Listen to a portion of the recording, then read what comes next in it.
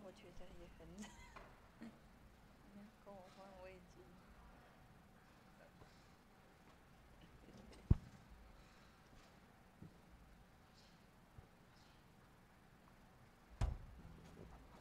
各位弟兄姐妹平安，让我们一起起立，在星期天的早晨，大声的赞美神。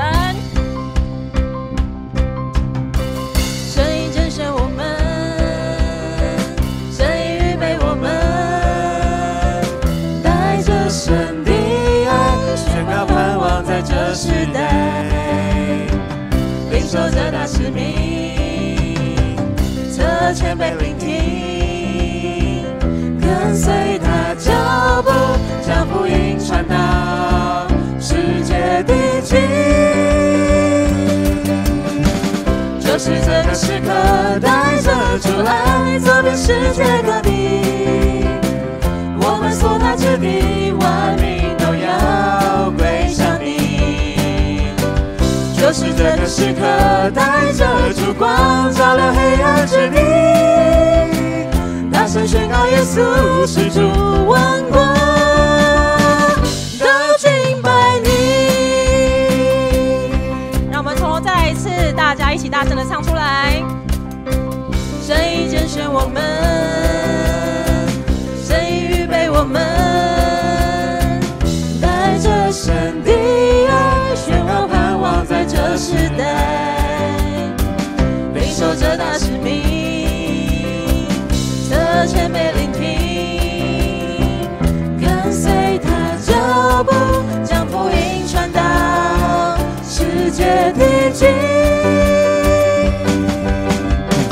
就是这个时刻，带着主爱，走遍世界各地。我们所到之地，万民都要归向你。就是这个时刻，带着烛光，照亮黑暗之地。大声宣告耶稣是主，万国都敬拜你。就是这个时刻，不再迟疑。就是这个时刻，勇敢前去。就是这个时刻，不再迟疑。就是这个时刻，勇敢前去，以生命见证耶稣他活着。就是这个时刻，带着主爱，走遍世界各地。我们所到之地，万民都要归向你。就是这个时刻，带着烛光，照亮黑暗之地。大声宣告耶稣是主，万国都敬拜你。就是这个时刻，带着主爱，走遍世界各地。我们所到之地，万民都要归向你。就是这个时刻，带着烛光照亮黑暗之地，大声宣告耶稣是主，万国都敬拜你。大声宣告耶稣是主，万国都敬拜你。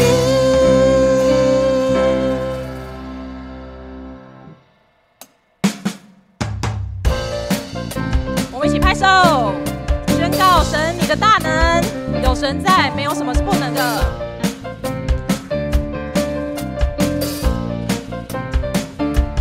那些眼睛未曾看过的事情，还有耳朵未曾听过的事，甚至心里还没有想过的事，上帝早已预备给那些爱他的百姓。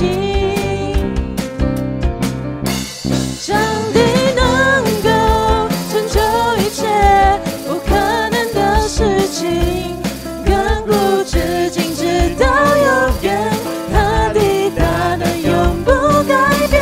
上帝能够成就一切不可能的事情，亘古至今直到永远，他的大能永不变。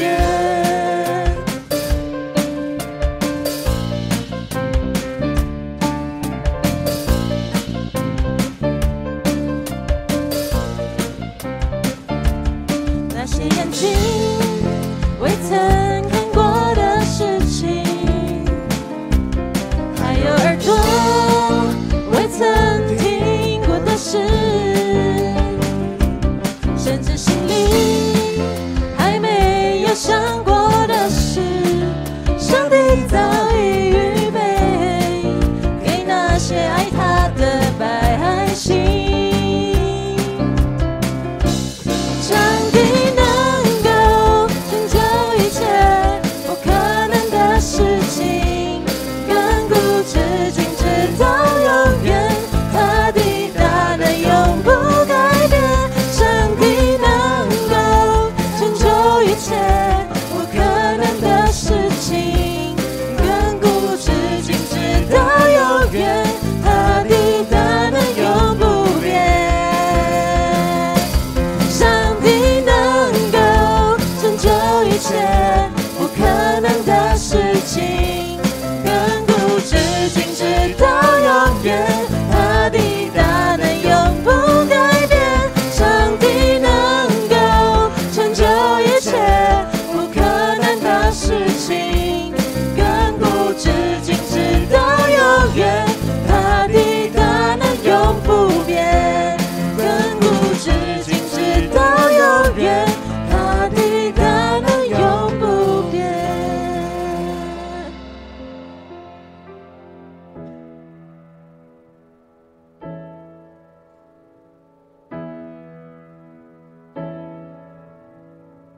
在你的宝座前，天使聚集赞美，荣耀永远属于你，万国万口万邦，穿着洁白衣裳，我们前来向主歌唱，我们献上全心的赞美，归于至高全能的君王。我们的声音诉说你的荣耀，你的慈爱直到永远。我们献上生命的敬拜，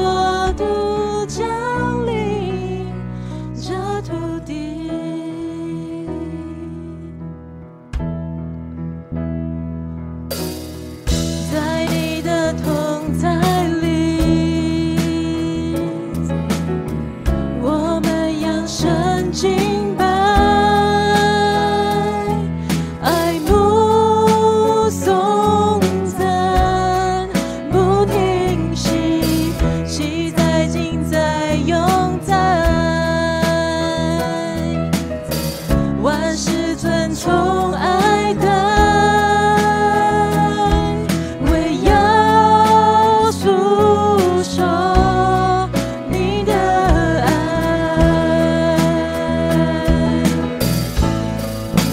我们献上全心的赞美，归于至高全能大君王。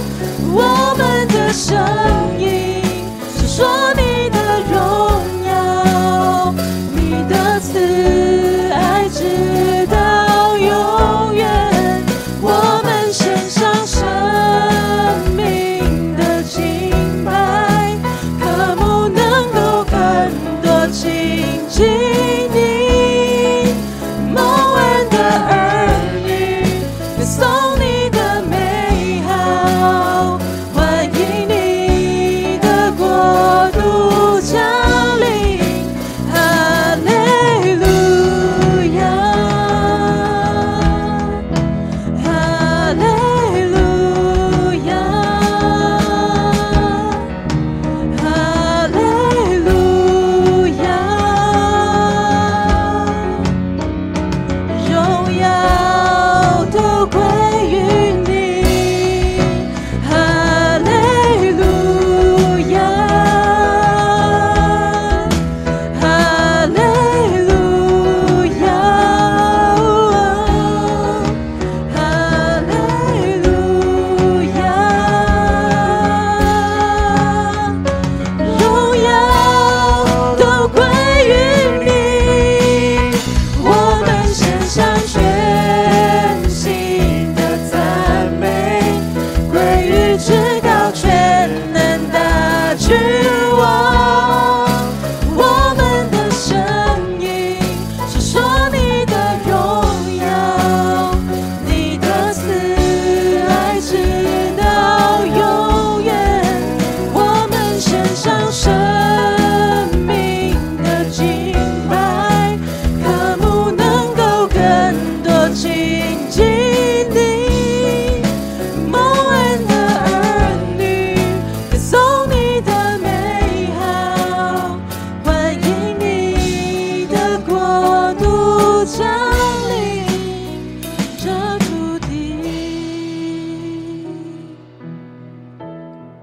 我们一起低头来祷告，我们欢呼敬拜上帝你的大能，感谢你拣选我们为你做工，为你服侍，让我们在基督里成为一家人。有你的带领，我们走在那应许的道路上，陪伴也在灵命找到归属与盼望。求你持续丰盛我们的生命，能真正活出你的样式。我们即将开始今天的聚会，求主与我们同在。还是这样祷告，都是奉靠主耶稣基督的圣名求，阿们。我们持续站立，一起来攻读新的诫命。请你要尽心、尽性、尽意爱主你的上帝，这是诫命中的第一，且是最大的。其次也相仿，就是要爱人如己。这两条诫命是律法和先知一切道理的总纲。我赐给你们一条新命令，乃是叫你们彼此相爱。我怎样爱你们，你们也要怎样相爱。你们若有彼此相爱的心，众人因此就认出你们是我的门徒了。请坐。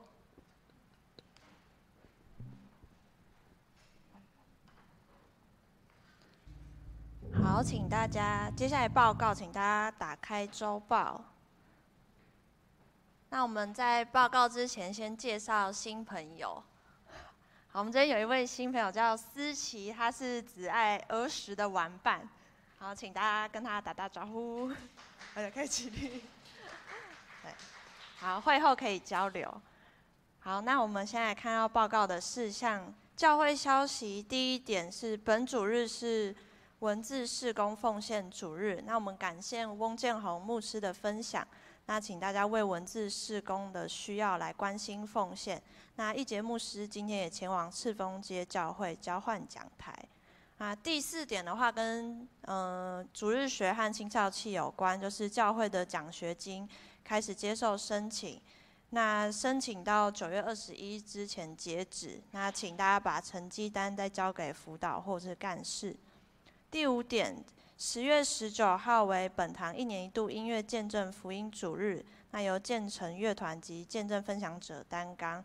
那请见证的同仁可以向月底前向牧师来报名，那限额只有3名，请大家把握机会。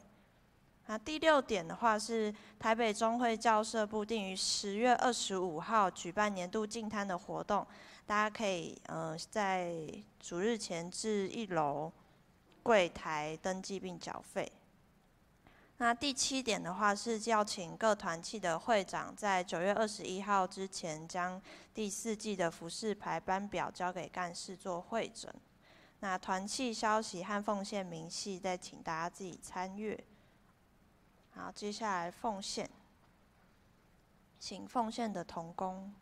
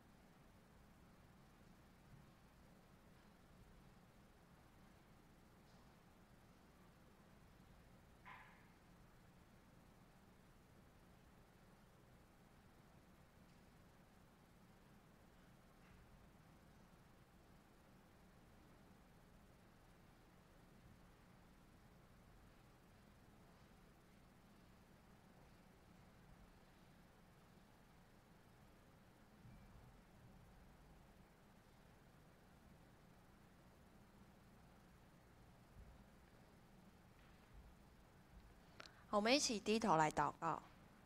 亲爱的天父，以马内利的主，谢谢你召聚我们来到你的圣殿一同敬拜。此时此刻也求你安静我们的心，让我们卸下一周的重担与忧虑，安息在你的话语与同在中。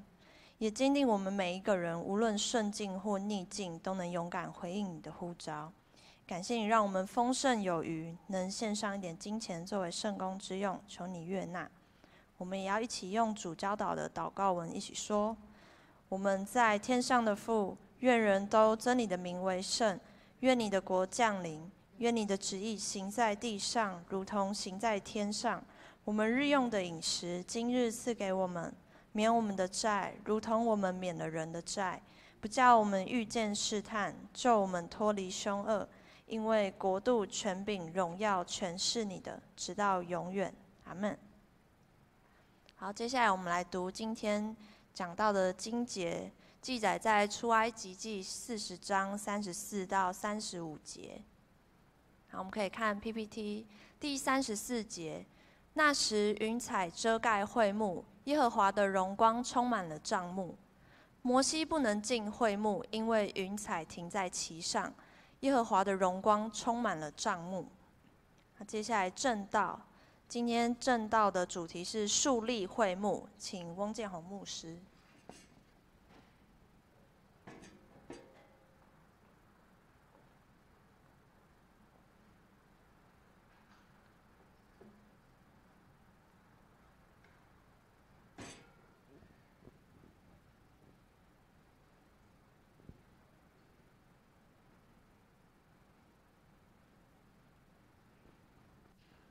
好，各位弟兄姐妹，大家平安，感谢上帝。好，让我们可以一起聚集，好来聆听上帝的话语。今天是文字事工的主日，那牧师跟林义杰牧师交换讲台哈。那我的教会离这边非常近，好，在赤峰街。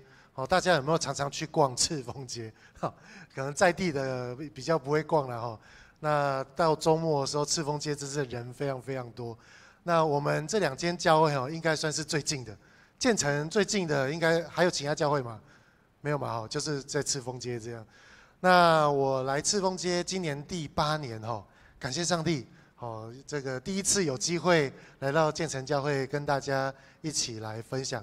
那一节牧师前几天跟我讲说，翁牧师你来我们教会有2堂聚会。我想2堂聚会。我心想说，不是只有1堂吗？怎么会有2堂聚会这样？然后我才知道因为你们有台语堂跟国语堂那平常我在教会服事比较多是跟这个长辈分享神的话。那跟年轻人相对比较没有那么多机会啦。那我今天感谢神，今天有机会可以来到建仁教会，跟我们的教会的年轻人一起来分享上帝话语。上帝话语非常重要，会影响我们生命当中大大小小各式各样重要的事情、难过的事情、伤心的事情，上帝都会带领用他的话语来扶持我们。牧师记得我小时候第一间教会就是建成教会，我小时候在这边聚会，然后呢，我记得我的老师叫做施真同，有人知影伊无？施真可能这个年纪大一点会比较知道他了会比较知道。然后我印象中有一个高奶奶，在我们中间这样，那认识人不多。然后呢，我姐姐跟我爸爸、我妈妈都在这里受洗，都在那边受洗。那因为我那时候年纪还小嘛，所以自然就不会在这边受洗。可是有一天呢，知梅牧师就传了一张这个历史档案给我。什么历史档案呢？就是我的小儿受洗的档案啊。原来也在建成教，我都不知道啊，我都不晓得。所以我觉得很珍贵感谢上帝。这个教会有上帝美好的旨意。那但是因缘际会之下上帝就带领我去到其他教会。那在那个过程当中，其实我非常非常反抗。因为我一心只想留在建成教会。我那时候才国小而已，幼稚园而已幼稚园还不到国小年纪那对这个教会这个小时候有很深的情感。但是上帝有他的旨意，上帝会对我们每一个人说话，告诉你说你应该做的，你应该说的，你应该去到哪里。后来我换了一个教会之后，哇，也感谢上帝让我可以有很多的学习那一直到我高中、大学的时候，上帝又呼召我，告诉我说你要离开教会。哇，我心里都好难过，非常非常难过。然后我记得那时候参加一个特会，叫做斐利曼都法，是不是？有一个外国印尼来的牧师，他就分享说要离开这件事情，然后我就被上帝就对我心说话。神就告诉我说你要离开这个地方，去到我所指定你要去服侍的、去学习的。哇！我当场我就哭得稀里哗啦。为什么呢？因为我很爱教会，因为教会有非常多好吃的东西，有很多好朋友，有很多好的活动，然后这个喜怒哀乐都在这个地方。你难过的、你伤心的，有人会扶持你、帮助你。你快乐的事情在这个地方有很多美好的回忆。但是上帝的旨意非常奇妙，跟我们想象是不一样。所以今天牧师要用这段经文来跟大家分享。这个题目叫做树立会幕。上帝的会幕在哪里？你应该如何跟随上帝的会幕、上帝的旨意？不管是在像牧师现在在赤峰街，或者是在你们教会建成教会，还是后来我离开建成教会，我去了三重埔教会，去了荣兴教会，然后我也去台南工作。在这些这个路程当中，我一直学习跟随上帝的会幕，就是跟随上帝的同在。所以以下我们继续分享这个经文之前，我们一同来祷告。亲爱的主，我们感谢你的恩典在我们中间施行，主你的奇妙。主，你是以马内利的神，你常常与我们同在。不论我们去到何地何处，不论遇到什么样的顺利或者是逆境，主，我们现在献上感谢跟赞美。愿主你的话今天领到我们在场的每一个弟兄姐妹，每一个年轻人，主让他们领受上帝的话，主能够得着神的话，主能够来跟随上帝你的旨意。奉主耶稣得胜祈求，阿们。好，今天牧师分享的题目出自出埃及记。那我想大部分有读圣经的人对出埃及记应该都不陌生。你如果不熟悉的话，看电影应该有看过这个故事。埃及王子，在摩西呢，他怎么带领以色列人来出埃及？那在这个过程当中上帝一路的带领跟保守。为什么上帝要带领他，要保守他？因为当以色列要出埃及的时候，埃及人很不满意，很不愿意。因为以色列人在埃及成为奴隶。据统计男性就有10几万人呐，60多万人。那如果加上女性跟小孩，可能就200多万人。那这些人在埃及免费做什么？免费做劳工，免费做劳工。所以对埃及人来说，这个是很重要的人力资源啊。所以当神呼召以色列人要离开埃及的时候，埃及人还有法老王是千百个不愿意，因为他就是手头上的利益嘛。手上的利益，所以当他们要出埃及的时候，经过很多的困难，不容易的地方，就像你在工作时候遇到的困难，就像你在家庭家族当中会遇到困难，就像你在婚姻里面跟你的先生太太、跟你的孩子爸爸妈妈会有吵架、会有问题，或者是有许多不为人知的问题，你不好意思让别人知道。各位年轻人，你有没有这样的问题？你有没有遇过这样的问题？或者甚至是也许是将来会遇到各式各样的难处。就像以色列人，他们在埃及，他们最痛苦的就是做奴隶。换成现代的话语叫做社畜啊，社会上的畜生啊，对不对？而且还没有工资啊。那神怜悯他们，就要带领他们脱离这些痛苦。所以上帝也怜悯你哦。如果你工作、家庭、婚姻、身体健康，各式各样的难处，上帝愿意带领你、扶持你，只要你跟神祷告。那神在带领以色列人出埃及的过程当中，为了让他们有安全感他们离开埃及进到旷野的时候，圣经记载这个晚上呢白天呢有云柱领他们路，然后晚上有什么呢？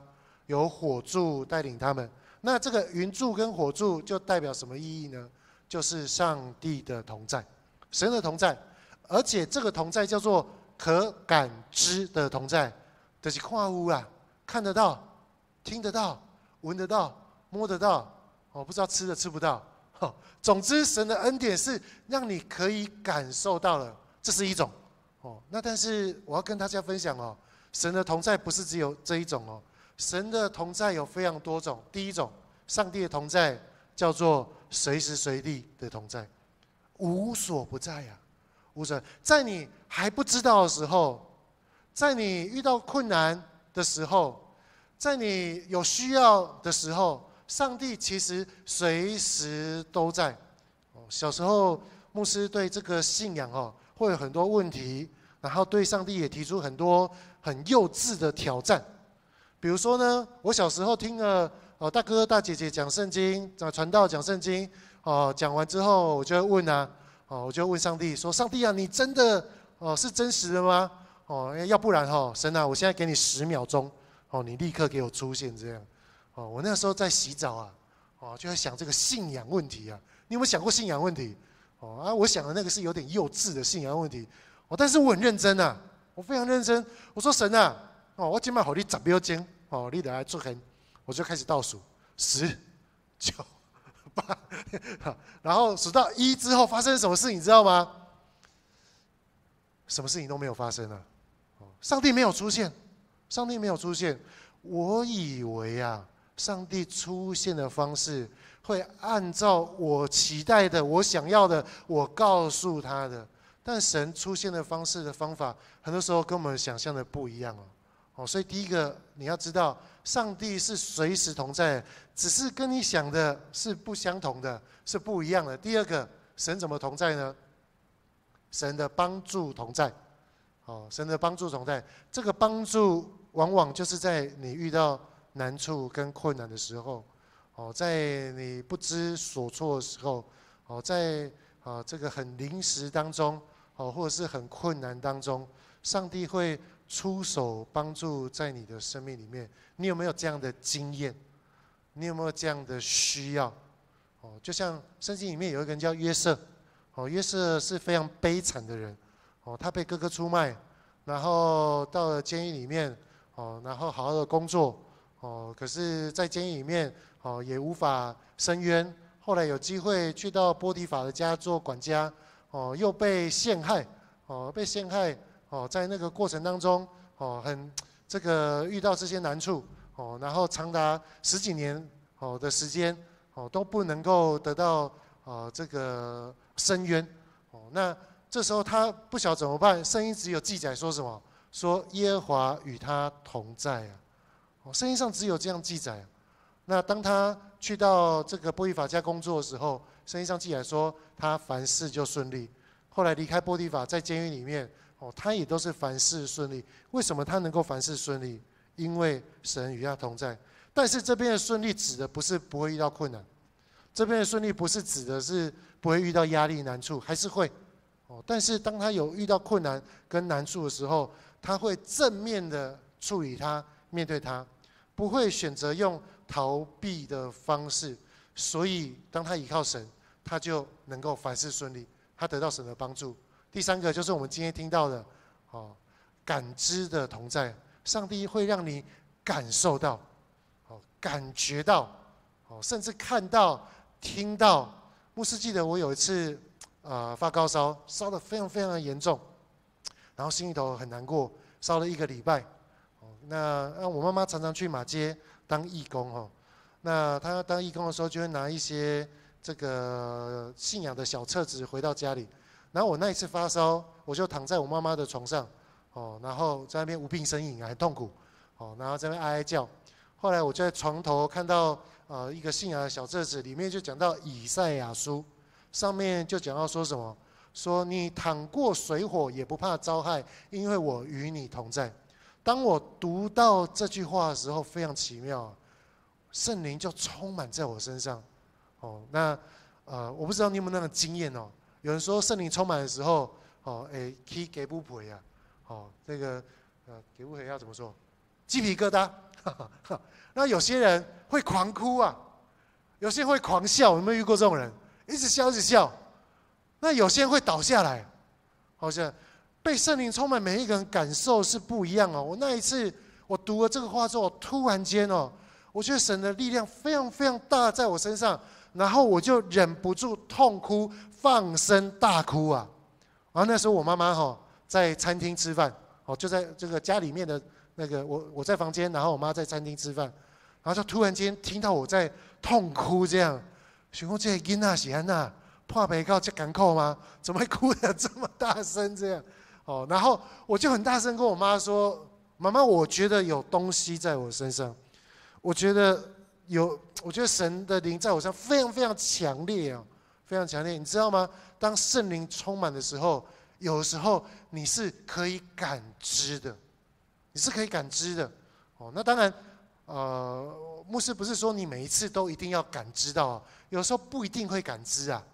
那但是如果你感受到上帝的同在的时候，非常感谢神，因为那时候就是神在医治你，神在释放你，神在赏赐你平安，神在加添你各式各样的信心跟你跟神的一个交通的方式好，所以以色列人他出埃及有云柱火柱能够与他们同在但是呢，这个好景不长以色列人他们没有好好的跟随神所以当他们离开埃及之后，就开始放纵然后呢就开始拜偶像，神就非常的生气不喜悦上帝就告诉摩西说我应许要赐给亚伯拉罕说这个你的后裔可以得到我的祝福那我要差遣使者在摩西你的面前，然后使你可以进到迦南地可是呢我不跟你们同去，我不跟你们同去啊！为什么？因为这些以色列人犯罪，圣经上形容说应着景象的百姓，这些人犯罪，神不愿意跟以色列人同在。所以我们来看，当人犯罪的时候，上帝的反应是什么？第一个上帝的反应是什么？上帝的反应不是立刻降下灾难，然后让他们全部死在埃及或者是死在旷野，不是啊。上帝看到人犯罪的时候，其实是怜悯的，所以神第一个对摩西说：“我依然纪念我跟你的祖先亚伯拉罕所立的约。”弟兄姐妹，你爸爸妈妈是不是基督徒？你阿公阿嬷是不是基督徒？你的阿祖是不是基督徒？如果是，哈利路亚，感谢主，上帝会纪念。如果你爸爸妈妈、你的阿公阿嬷、你的阿祖不是基督徒，没关系啊，代表什么？代表你就是亚伯拉罕，你就是那个祖先要祝福你的世世代代的那一个人啊。所以，上帝纪念以色列百姓最重要的，就是先纪念神跟亚伯拉罕所立的约。当以色列人犯罪，当人犯罪，神第一个想到的是，我跟他的家人是有约定的。然后呢，神告诉摩西说：“我会差遣使者带领你，好，带领摩西你，不是别人，只有你。”神这样告诉摩西啊，弟兄姐妹，如果你是摩西，你听到你会什么反应？你会很高兴，说：“哇，上帝带我真好。我隔壁的那个很讨厌，神你不要带他。我家里那个这个侵占我财产，我不喜欢他，你不要带领他。”你会觉得好，神就带领我就好。摩西的反应不是这样啊。摩西说：“如果你不带领这个以色列百姓的话，情愿我的名字从生命册上挪去啊。”可是神很清楚告诉摩西说：“我只带领你，那其他人我不愿意跟你们同在。”为什么？因为上帝不能够跟悖逆的人在一起。当人犯罪，而这个犯罪是不愿意悔改的，是不愿意这个改变自己的，那神是不能够跟这样的人在一起的。在这非常重要这关乎到你的祷告，神会不会垂听？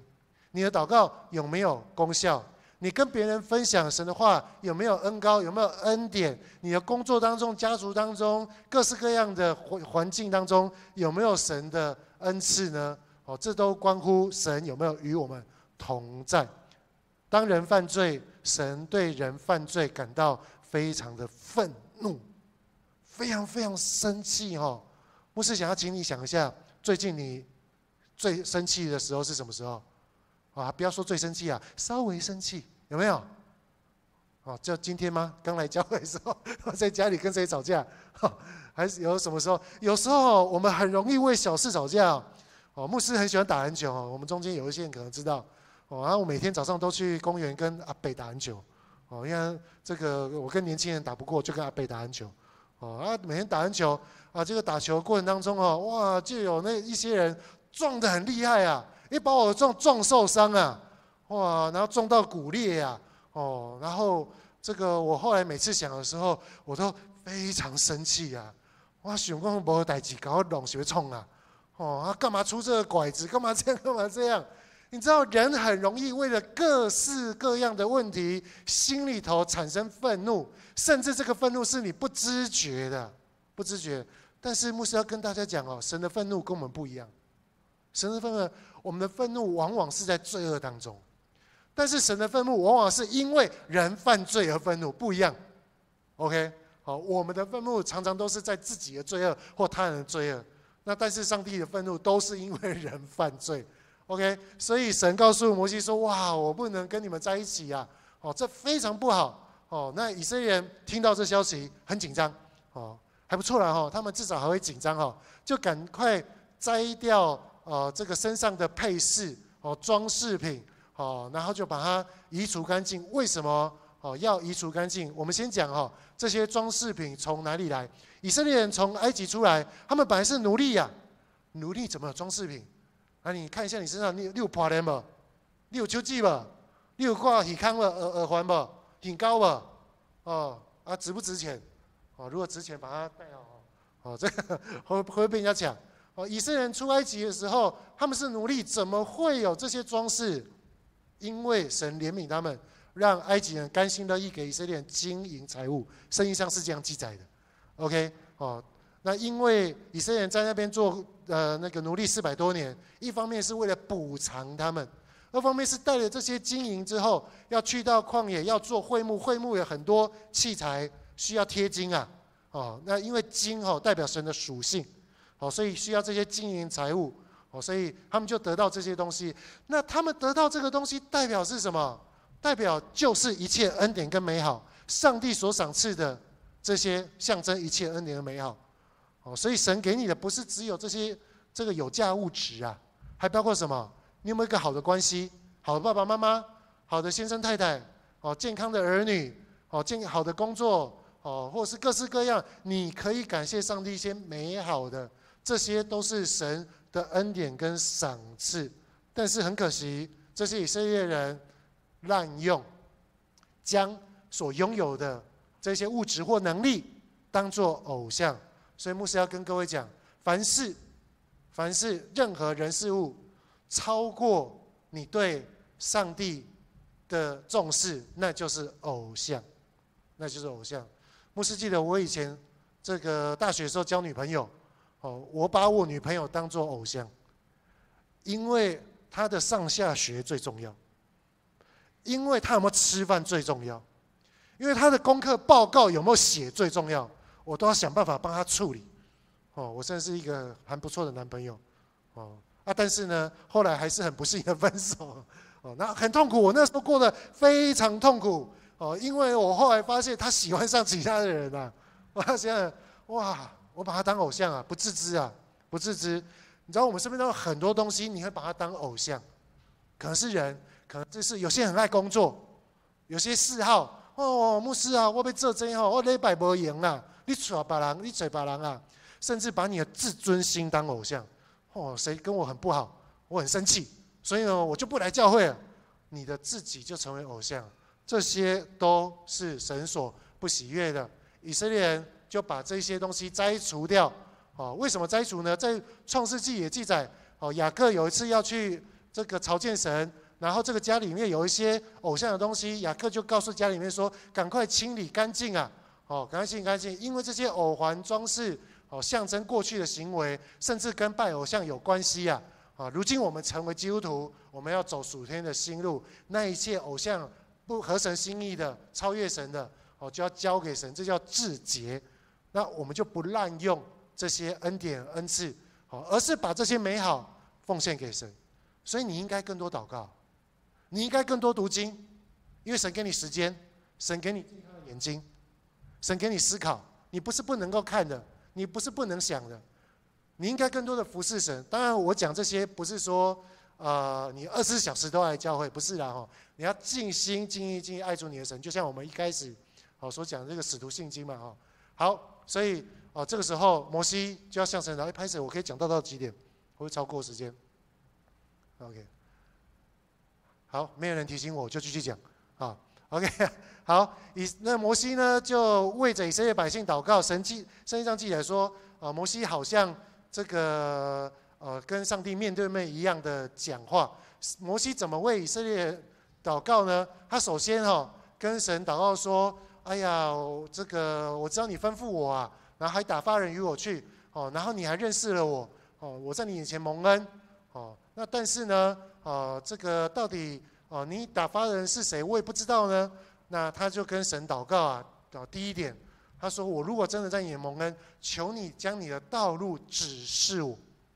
OK， 这个意思就是神啊，把你的计划、把你的想法、把你的法则告诉我。所以你在做任何事情决定的时候，你要先问神说：主啊，我要结婚，我要读册，我要工作，我要做黑，我要做这。你要先祷告说：主啊，你的看法是什么？尽量不要怎样神啊，我都计划好了神啊，求你来祝福我那是你的计划可是在计划之前先问神说：神啊，你的计划、你的方法是什么神就让摩西知道他的法则，叫以色列人知道他的作为，然后就能够持续蒙恩。蒙恩，现在蒙恩不是只有现在，是要明天、后天、1年后、10年后，要一直蒙恩，就必须用这样的方式这样的方式。然后神就告诉摩西说：好了，我会跟你去啦使你得安息所以神告诉摩西回应摩西是一半，答应一半，我只跟你其他人我没有回答。神暂时保留神暂时保留。那为什么神这样讲呢？因为神知道摩西很有重担，所以神也知道你有重担。等一下我们来祷告，把你有重担交给神，就像神知道摩西有重担一样，让我们可以得到上帝的安息。那摩西听了上帝的回答，应该很高兴嘛，对不对？但是摩西没有满足啊，摩西继续祷告说：神啊，你如果不跟我同去不把我们领上去那其他国家的人怎么会知道我们跟你是有关系，是跟万民有分别的呢？你不跟我们吗？哎呀，摩西一直强调我们啊，可是神一直跟他讲说你，然后摩西一说我们，可见的摩西怎样？他是一个很好的领袖。你要做领袖，要像摩西一样，不要只想到自己，要想到别人的需要。神呼召我们都成为领袖，神呼召我们都成为领袖。那这个当神听了摩西这样说之后，神就答应摩西说：好了，你的祷告我也要行，因为你在我眼前蒙恩，而且我爱你的名，认识你。神知道摩西会为以色列百姓祷告的，所以神才拣选摩西啊。如果摩西是一个自私的人，神就不拣选他。所以神按着摩西的生命拣选他。那你的生命是什么？神也拣选你哦，你一定有非常美好的地方。到这边应该很棒嘛，对不对？祷告就要结束了。可是摩西不满足，摩西继续祷告，这是我们要学习的。摩西说：主啊，求你显出你的荣耀来。所以你知道为什么有人可以祷告15分钟，祷告1个小时，祷告1天、2天、3天，一直祷告？为什么？因为他心里头有一个神圣的不满足。摩西就这样，所以你要怎么祷告？用神的法则祷告，然后感谢上帝的同在祷告，然后呢，求上帝的荣耀来祷告。你这样祷告，上帝就会应允你。接着神说：我要将我的恩慈从你面前经过，我要恩待谁就恩待谁。这个恩慈的意思非常非常广泛，就是指一切的美善的属性，这都是上帝的恩慈，神要给你的。神宣告神是美好的，这很重要。神宣告他是谁，以后如果有人问你神是谁，你要知道怎么回答这个问题。说神好像是那个吃圣餐的时候的那教会那个阿们那一个这个答案都很模棱两可这个经文就清楚地告诉我们，神宣告，神自己讲我是谁。出埃及记34章6到7节，我们一起念好不好？好，预备来。耶和华是有怜悯、有恩典的神，不轻易发怒，不也。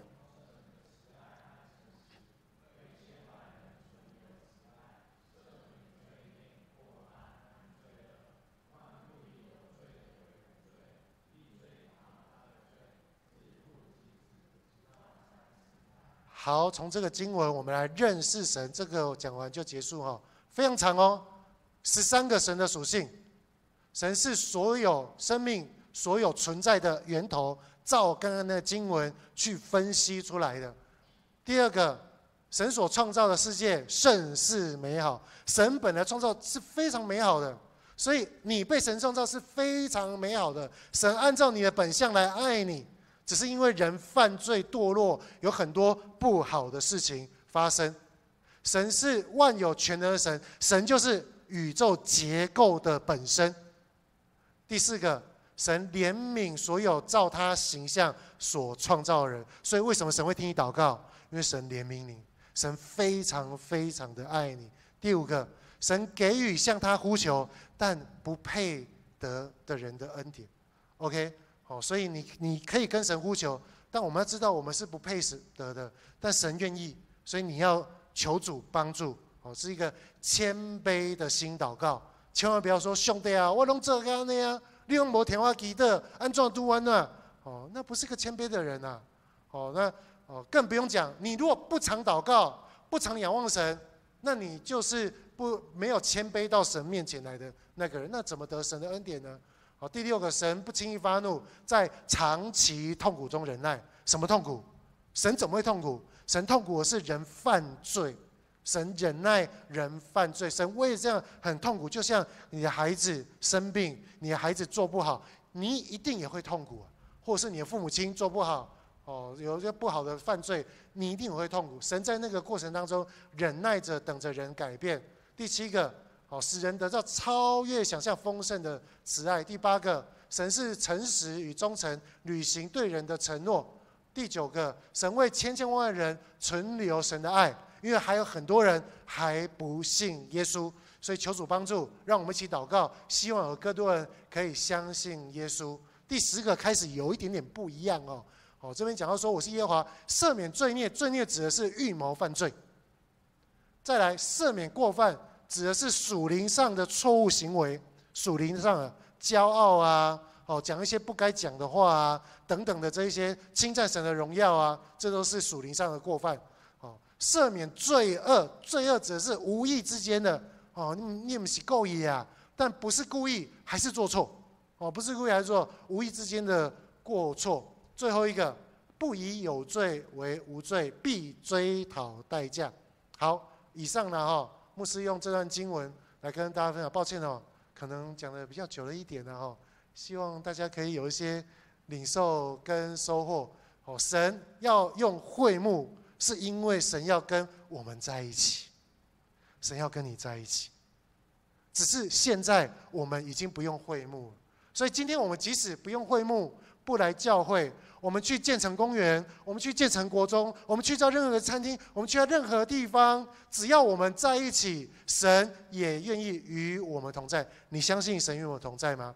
如果你相信了，这时候我们一起闭上眼睛，我们祷告，我们求主的恩典帮助能够扶持我们。我们一起来祷告。亲爱的主耶稣，我们到你面前来仰望跟祷告，因为你愿意帮助我们的生命。虽然我们有很多不完全，甚至是罪恶，当我们看以色列人故事的时候，其实就是在看我们自己的故事。虽然这些故事的内容发展不相同，但是我们生命当中的困境、困难、罪恶，主啊，这些不好的问题都是相同的。神啊，求你怜悯我们，扶持我们，帮助我们。神啊，你怎么怜悯帮助这些以色列人，也恳求你如何怜悯帮助我们。愿主带领我们，让我们建成教会的弟兄姐妹都可以像摩西一样，带领我们自己的家庭，带领我们在工作当中的需要，带领我们的家族，在我们左邻右舍朋友之间，特别在教会里面成为一个好的领袖，为着周遭的人来服侍，来祷告。愿主你拣选我们，当我们在场有一些人也有一些重担，是工作的重担，是婚姻的重担，主要是各式各样，是家庭当中的重担。主要有时候讲出来的时候，不知道谁愿意帮助，不知道从何找到力量重新得力。神啊，如果有这样的弟兄姐妹在我们生命当中的，主啊，求你大大的充满他，主啊，求你大大的帮助，让我们看见你是又真又活的上帝。愿主亲自的带领我们，能够扶持我们，在我们中间成为我们的力量。谢谢主耶稣，垂听我们在你面前的祷告，奉主耶稣得圣名祈求，阿们。我们一起起立来唱最后一首回应诗。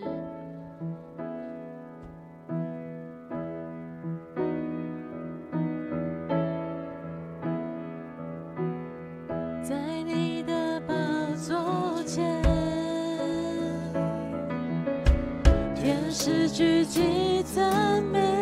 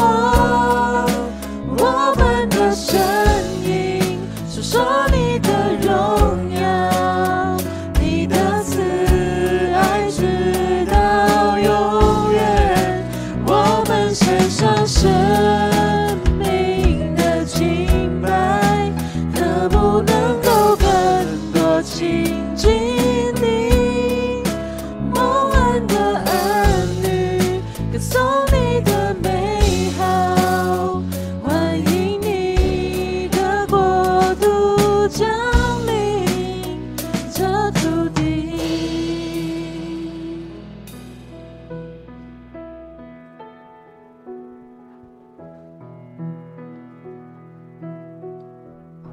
们一起来接受上帝的祝福。愿天父上帝的恩典、主耶稣基督宝血的遮盖、圣灵的相通，能够常与我们同在，特别与那些正在罪恶当中或是问题当中的弟兄姐妹同在，让我们可以走出那些迷雾跟困难，让我们可以得到上帝的指示、上帝的计划、上帝的法则，能够明白上帝美好的旨意，使我们自己领受上帝的祝福。不仅我们自己能够领受上帝的祝福，也使我们像摩西一样，可以成为别人的代祷者，别人的祝福。当我们如此行的时候，神的恩典就会通过我们来祝福在我们工作、我们的家庭、我们的所有的环境当中，从今时直到永永远远。阿们。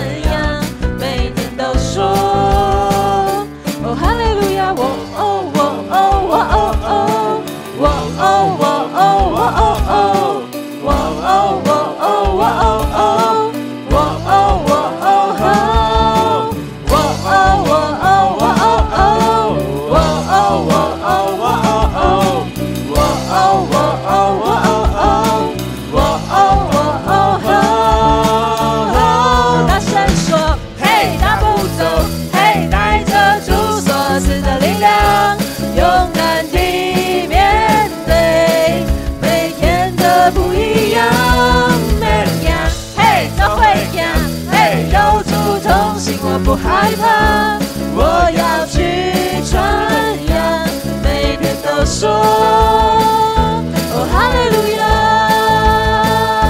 哦哈利路亚，哦哈利路亚，哦哈利路亚，哦哈利路亚。2场礼拜到这边结束，大家可以互相交流。